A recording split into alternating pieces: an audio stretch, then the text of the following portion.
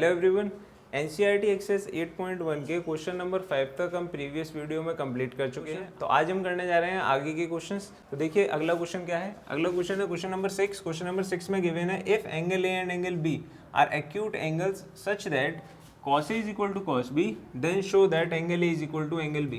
देखिए हमें क्वेश्चन में ये गिवन है कि एंगल A और एंगल B एक्यूट एंगल्स हैं कुछ इस तरीके से। cos A is equal to cos B के इक्वल है, तो हमें शो करना है कि एंगल A एंगल B के इक्वल होगा। तो देखिए एंगल A और एंगल B अगर एक्यूट एंगल्स हैं तो किसी एक राइट एंगल ट्रायंगल में मान लेते हैं दो एक्यूट एंगल्स A और B, और इसे मान लेते हैं हम अपनी तरफ से C। तो ACB एक राइट एंगल ट्रायंगल है एट C पर। तो अगर A और B एक्यूट एंगल्स हैं तो A और B इन दोनों में से कोई एंगल हो सकते हैं। तो हमने इसे मान लिया A और इसे मान लिया B, इसे हमने अपनी तरफ से एक पॉइंट मान लिया C। तो हमने लेट कर लिया let triangle ABC is a right angled at C। तो अगर हमने ACB एक राइट एंगल ट्रायंगल मान लिया है जो कि C पर राइट एंगल्ड है, और A और एंगल B क्या है, एक्यूट एंगल ट्रायंगल है। तो देखिए हमें गिवन क्या है, हमें गिवन है cos A is equal to cos B। तो अगर मैं cos A की वैल्यू निकालना चाहूँ तो cos A की वैल्यू हो जाएगी cos A के सामने वाली साइड। देखिए मेरे को पता है 90 के सामने वाली साइड तो 100% हाइपोटेनियस रही होगी। A के सामने वाली साइड हो जाएगी परपेंडिकुलर और बची हुई बेस। cos A की वैल्यू क्या होगी, तो मुझे पता है फॉर्मूला होता है पढ़ ले बेटा पढ़ ले वरना होना है बर्बाद। तो cos का फॉर्मूला होता है बेस अपॉन हाइपोटेनियस। तो इस केस में बेस हो जाएगा AC अपॉन हाइपोटेनियस हो जाएगा AB।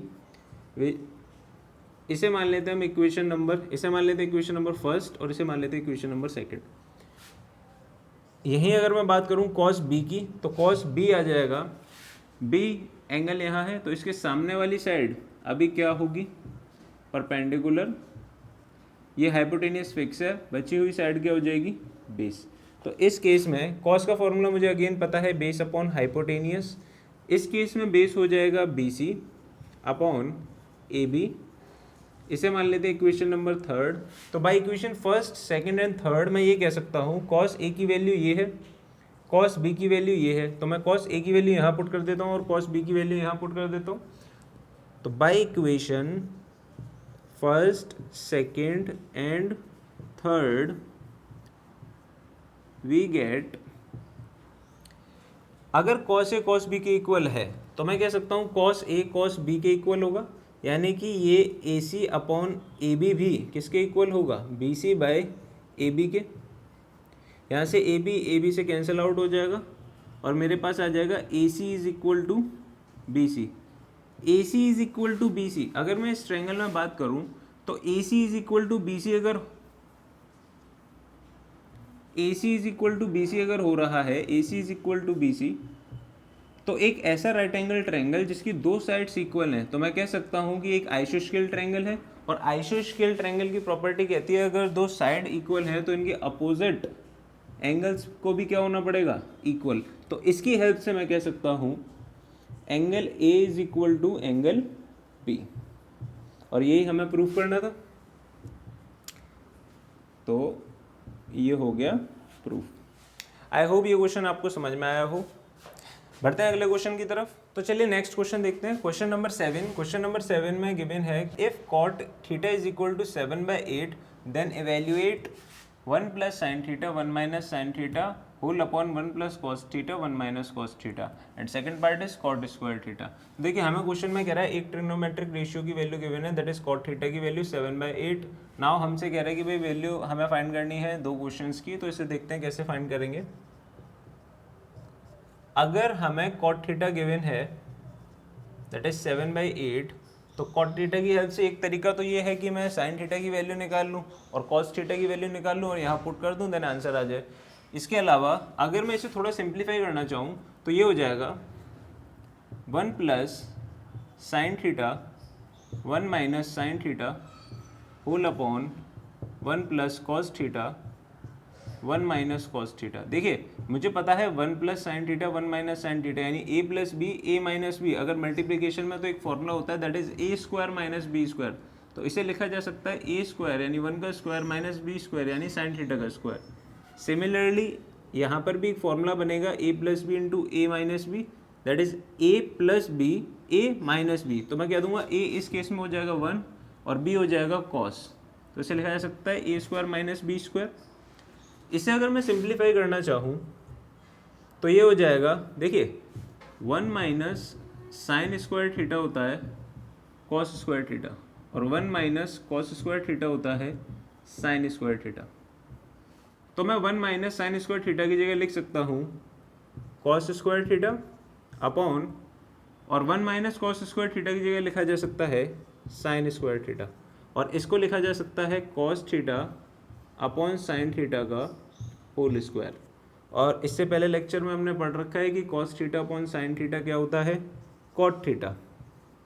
तो हमसे पूछा हुआ है what is the value of cot square theta. मेरे को पता है कॉट थीटा की वैल्यू है 7/8, तो कॉट स्क्वायर थीटा की वैल्यू हो जाएगी 7/8 का whole square which is equal to 49/64। तो हमारे पहले वाले का आंसर क्या हो जाएगा 49/64। सिमिलरली कॉट स्क्वायर थीटा की वैल्यू सेम, यही पार्ट हो गया भाई सेकंड वाला भी, तो सेकंड वाले का भी क्या आंसर हो जाएगा 49/64। अल्टीमेटली दोनों क्वेश्चन एक ही टाइप के हैं, बस आपको ये याद रखना है कि अगर इसे सिंप्लीफाई किया जा सकता है तो हम पहले इसे सिंप्लीफाई कर लेंगे देन आंसर देंगे, ठीक। आई होप ये क्वेश्चन आपको अच्छे से समझ में आ गया हो। तो देखते हैं नेक्स्ट क्वेश्चन क्या है। क्वेश्चन नंबर 8, क्वेश्चन नंबर 8 में हमें गिवन है if 3 cot a is equal to 4 then check whether 1 minus tan square a upon 1 plus tan square a is equal to cos square a minus sin square a और not. हमें ये check करना है, अगर एक trigonometric ratio हमें given है तो हमें चेक करना है कि ये LHS जो वैल्यू है वो RHS की इक्वल होगी कि नहीं होगी। तो देखिए मुझे पता है यहाँ से cot a की वैल्यू निकाली जा सकती है that is 4/3। 3 into cot A is equal to 4 given है, अगर 3 यहाँ मल्टीप्लाई में है तो राइट साइड आ जाएगा किस में, डिवाइड में। तो मेरे पास कॉट ए की वैल्यू आ गई 4/3। एक ट्रायंगल बना लेते हैं जहाँ पर ए बी सी हमने एक राइट एंगल माना हुआ है जिसमें ए के रेस्पेक्ट में हमें कुछ ट्रिग्नोमेट्रिक रेशियो गिवन है दैट इज 4/3। मेरे को पता है कॉट का फॉर्मूला होता है, पढ़ ले बेटा पढ़ ले वरना होना है बर्बाद। कॉट का फॉर्मूला होता है बेस अपॉन परपेंडिकुलर, तो ये हो जाएगा b अपॉन पी। तो b को मैं कंपेयर करा दूंगा 4 से, दैट इज b बेस ये हो जाएगा दैट इज 4k और परपेंडिकुलर हो जाएगा 3k that is 3k। Perpendicular क्यों हो जाएगा 3k, क्योंकि इसके सामने वाली साइड क्या हो जाती है परपेंडिकुलर, और ये 100% हाइपोटेनियस रही होगी जो कि मैं पाइथागोरस की हेल्प से निकाल सकता हूँ। इसके अलावा जो कि आने वाली है 5k, एक बार चेक कर लेते हैं कैसे। मुझे पता है बाय पाइथागोरस थ्योरम क्या हो जाएगा, ये AC का square is equal to BC का स्क्वायर प्लस BA का square which is equal to AC की वैल्यू मेरे को फाइंड करनी है, BC की वैल्यू गिवन है और BA की वैल्यू गिवन है दैट इज 4k। ये हो जाएगा 9k square plus 16k square which is equal to 25k square. यहाँ से AC के स्क्वायर की वैल्यू आ गई 25k स्क्वायर और यहाँ से AC की वैल्यू कितनी आ जाएगी 5k।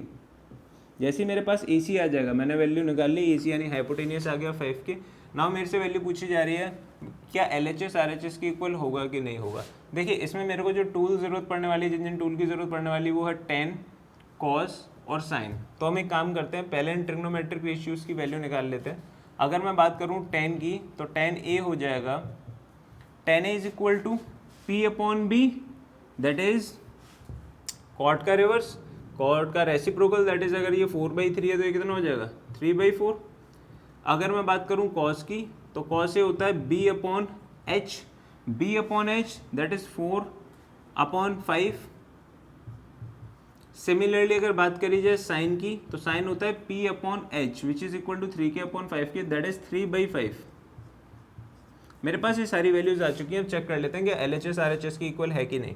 तो हमसे बोला गया 1 minus tan square a, 1 minus 10 की वैल्यू हमारे पास 3/4 square of A upon 1 plus 10 square A is equal to cos की वैल्यू 4/5, कॉस स्क्वायर की वैल्यू हो जाएगी 4/5 का स्क्वायर, माइनस की जगह माइनस, और साइन स्क्वायर ए की जगह हो जाएगा 3/5 का स्क्वायर, क्योंकि साइन ए की वैल्यू कितनी है 3/5, तो साइन स्क्वायर ए कितना हो जाएगा 3/5 का होल स्क्वायर। तो चेक करते हैं कि LHS RHS की इक्वल आ रहा है कि नहीं।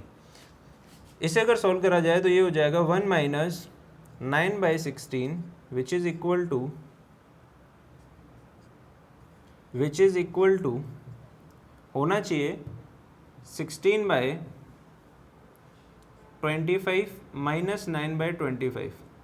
इसे अगर फर्दर सॉल्व करा जाए तो आप यहाँ से अगर LCM लेना चाहो तो ये LCM हो जाएगा 1 का मल्टीप्लाई 16, और यहाँ से LCM आ जाएगा 16 minus 9 which is equal to, ये 16 से 16 कैंसिल आउट हो जाएगा, और 16 माइनस 9 हो जाएगा 7, और 16 प्लस 9 हो जाएगा 25। तो यहाँ से LHS की जो वैल्यू आएगी वो आएगी 7/25, और अगर इसे फर्दर सॉल्व करा जाए तो LCM हो जाएगा 25, और 16 माइनस 9 कितना हो जाएगा 7, तो इसकी वैल्यू भी कितनी आ जाएगी 7/25। तो आप कहोगे yes this value is equal to this value, ये हमारा आंसर हो जाएगा कि भाई LHS जो है वो RHS की इक्वल होगा। Yes will be the answer of this question. I hope ये लेक्चर आपको समझ में आया हो, जितने भी क्वेश्चन आज हमने करे हैं। चलिए मिलते हैं फिर अगली वीडियो में।